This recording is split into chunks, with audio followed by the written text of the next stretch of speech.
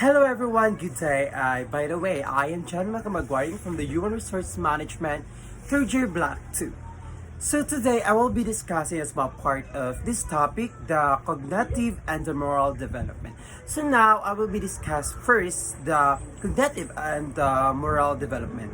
So cognitive development is refers to as construction of thoughts, processes, including a remembering, problem solving, and decision making from a childhood thought adolescence to adulthood.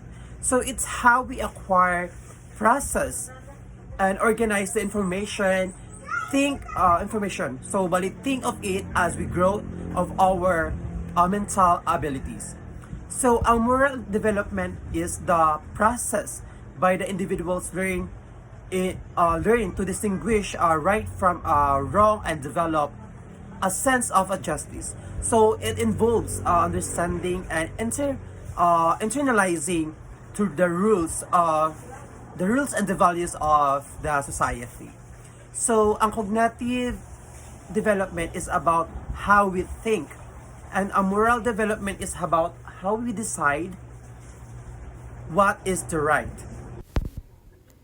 We may think that an individual's values are formed during childhood, and this is carried over adulthood, but as people age and mature, these values change in meaningful ways.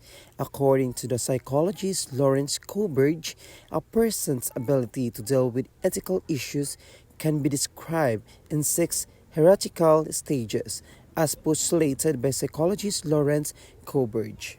And so that idea that our values are primarily formed in a childhood. So it's rooted in the significant impact early experiences have on shaping our beliefs and principles. So during the childhood, we're highly impressionable. We observe the behaviors of our parents, family members, and other influential figures. So we observe their values, whether it's honesty, kindness, or the respect, or other core principles. So kana siya tanan or kani siya na early experiences is makahatag siya og groundworks for our moral compass. So however, it is not a simple case of a childhood values automatically carrying over to adulthood without any changes. So as we grow, we encounter a lot of or mga new experiences, mga relationships and challenges that can refine or even nag-reshape sa ato ang values. So exposure to the different cultures, education, and the personal experiences is maka-lead siya or makatag sa atog makalunaon na siya sa atog questions and re-evaluate what we once held to absolute truths. So while childhood is a critical period for value information, it's more accurate to see it is a foundation upon which is as to continue to build and modify our values throughout our lives. So, si Kohlberg's stages of moral development is nagasuggest siya sa our understanding or our might and wrong involves as we grow. So, kani siya na stages is dili siya about sa atong edad, pangidaron, but also how about po siya how the reason about ang ato ang moral issues as we experience mga situations o how kung sa tapang makagain og mga new perspective, our values is makashift siya into a deeper, and it's a journey, not a destination. Pre-conventional level. In the first two stages, a child can respond to rule and can label good and bad, right and wrong. Stage 1. Punishment and obedience orientation. The physical consequences of an action determine whether the act is good or bad.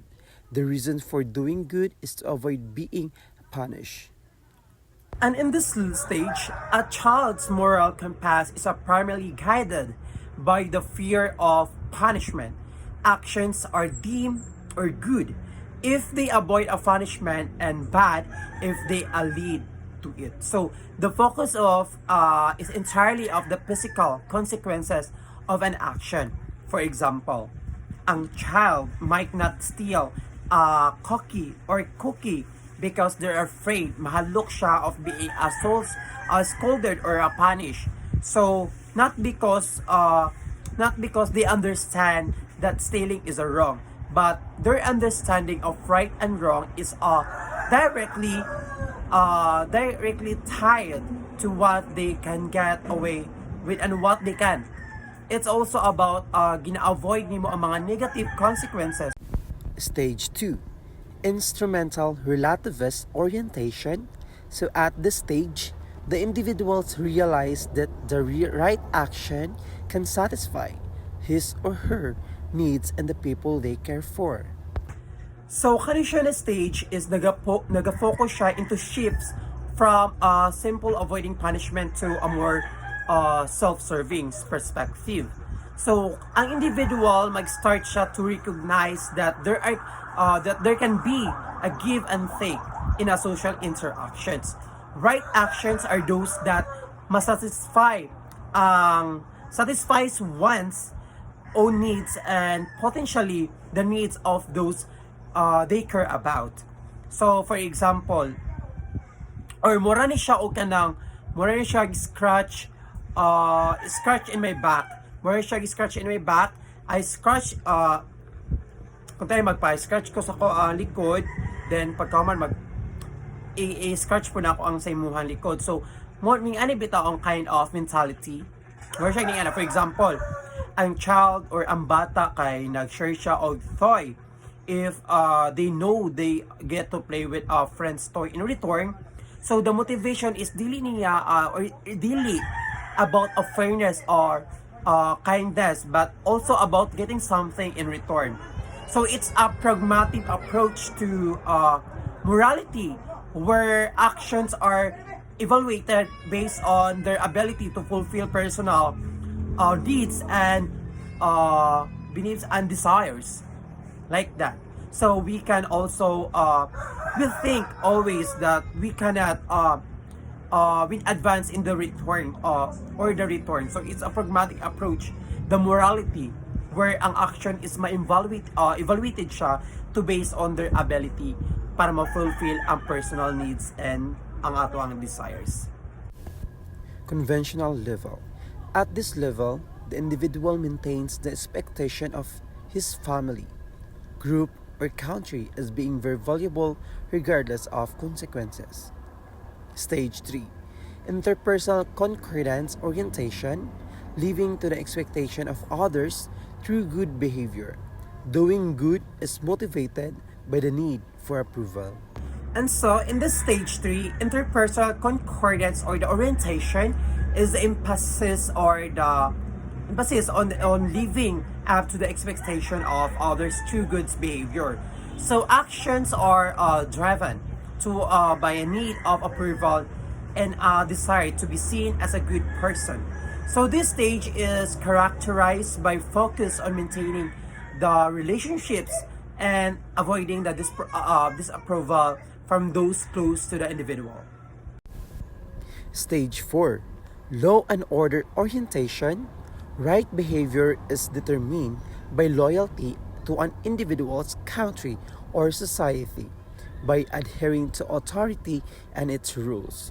In this stage 4, the law or the order orientation, individuals determine the behavior by their loyalty of their country or society.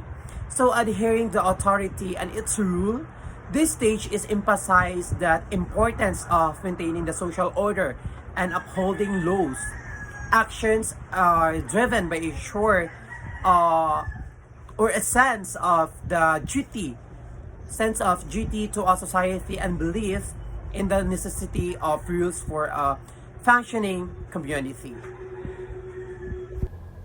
Post-conventional autonomous or principled level, the individual in the next two stages sees situations that consider everybody's interest and no longer have to accept the norms or group. Stage 5. Social contract orientation, the realization that individuals have different perspective and making decisions to grow through due process. However, the individual's believes, values, and norms to be relative and should be considered. So in the stage 5, societal contract orientation, Individuals recognize that the people hold different perspective and that decision should be made through fair process. So while they acknowledge the values and norms and relative should be considered, as they also understand the importance of laws and agreements. So for maintaining societal order, this stage emphasized the importance of individuals' rights and the democratic process.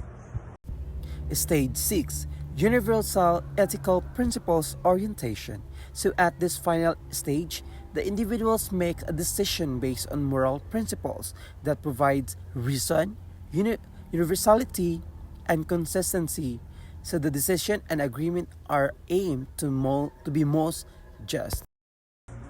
So in this stage 6, the universal ethical principles orientation is the individual makes a decision based on the universal moral principles that are reasoned, consistent, and applicable to all. So these principles is also such as a justice, equality, and the human rights are considered above the law. So decisions are owned at being just and are made with the well-being of all in mind. Building an ethical organization. One of the cornerstone of an organization is its human resource management or the HRM. It is a process of effectively managing people in a company. The main function of the human resource management or the human HR are the following: recruitment, compensation and benefits management, training and development, performance appraisal, labor relations, and compliance management. Some would describe HR as the moral conscience of a company since it handles the management of all its employees. The backbone of every organization. In many cases, HR must make tough ethical decisions such as letting go of employees, applying salary skills, and resolving labor disputes. The human resources management or the HRM is a crucial function within the organization. So focusing on the effectively managing people, it encompasses the several key areas: recruitment, the compensation, and the benefits. So training and development, performance appraisal, labor relations, and the compliance management. And also the HR is often act as the moral conscience of the company, managing all the employees who are essential to the organization's success. So HR professionals frequently face difficult ethical decisions such as handling the employee terminations, applying salary skills fairly, and the resolving labor disputes. The following traits manifested through its human resource management processes can build ethical decision-making capabilities. 1. Be an ethical HR leader. Perhaps TEEN is the most important attribute of an ethical company. For a steady leader who will act as a role model and inspiration for employees to emulate. Create an environment of trust and respect, thereby paving the way for an ethical culture. So next one is the following traits manifested through its human resource management. So first is the unethical HR leader is a critical attribute for building an ethical company. So these leaders serve as the role model, is inspiring the employees to act ethically by creating an environment of trust and respect. The HR leader helps to establish a strong ethical culture within the organization. And also ang mga leader, as an HR leader is mo na siya ang naga-create, nagahupang huna-huna kung unsa ang himuon. So we need to respect o saligan nato ang mga HR leader as the outcome will be a success or the establish og tarong ang ato ang culture, the ethical culture within our atong organization. Number 2, support training and development. This is an area that sometimes management tends to give less importance to. Continuing professionals' development makes people stay at their jobs. Number 2 is the supporting training and development. So is a crucial for ethical decision making. So it's an area of the management sometimes overlooks of the investing continuous professional development. So and also nag-help siya sa employees to stay engaged and committed to their jobs. So gina-support or mga training sa mga development. So muna siya ang the ethical decision making. So kana siya na area of the management sa kasagaran kay ma-overlook nimo, but it's investing on continuous sa professional development. Nagatabang siya sa mga empleyado na maka-engage o maka-commit sa ilang preference or sa ilang referred na jobs. And that's all. Thank you for listening and have a good day.